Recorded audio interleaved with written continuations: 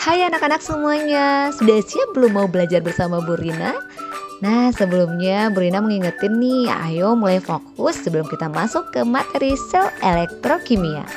Nah anak-anak tahu nggak sih jika orang tua zaman dulu biasanya itu pergi ke tempat penyembuhan saat emas mereka itu sudah mulai memudar.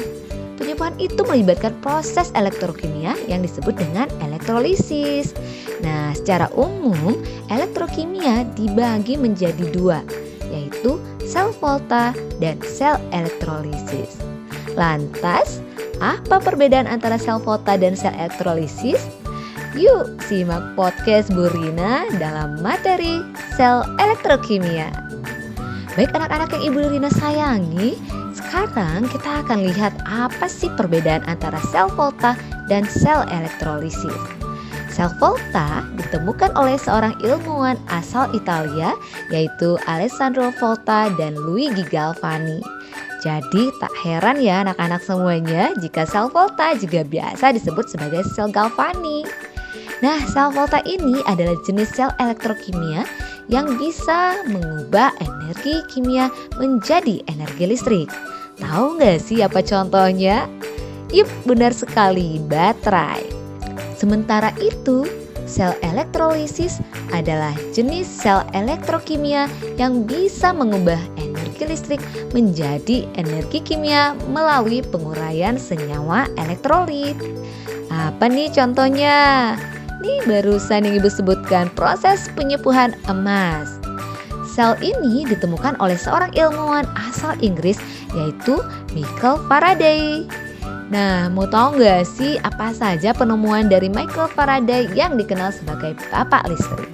Nah, anak-anak semuanya, sekarang Bu Rina mau kasih tahu nih, pada sel volta reaksi bisa berjalan spontan tanpa adanya energi listrik dari luar, yakni murni melalui peristiwa reduksi oksidasi atau yang kita kenal dengan redoks.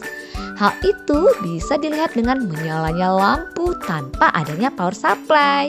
Sementara itu anak-anak semuanya, pada sel elektrolisis reaksi berjalan tidak spontan sehingga butuh energi listrik dari luar untuk menggerakkan elektron di dalamnya. Sumber energi listrik ini diperoleh dari power supply.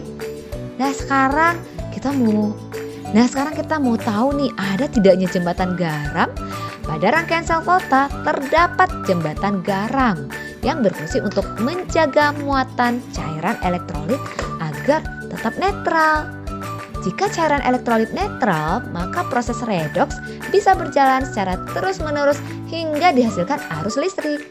Sementara itu anak-anak, pada sel elektrolisis tidak terdapat jembatan garam karena sumber energi listriknya berasal dari luar, yaitu power supply. Nah, sumber arus listrik itulah yang mengakibatkan pergerakan ion-ion di dalam cairan elektrolit. Ion-ion negatif akan bergerak mendekati anoda dan ion positif akan bergerak mendekati katoda.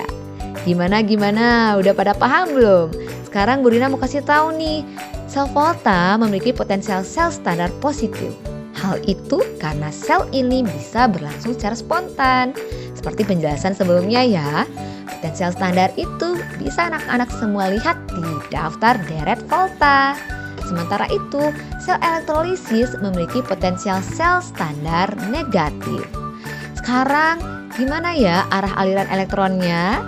Anak-anak perlu ketahui ya bahwa sel volta bisa berlangsung secara spontan melalui peristiwa redoks.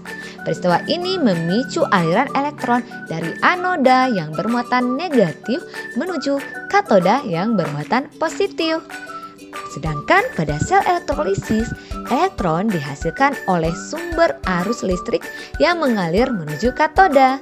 Dari katoda, elektron mengalir melalui larutan elektrolit menuju ke anoda yang bermuatan positif. Oke, semoga bermanfaat ya anak-anak ibu semua.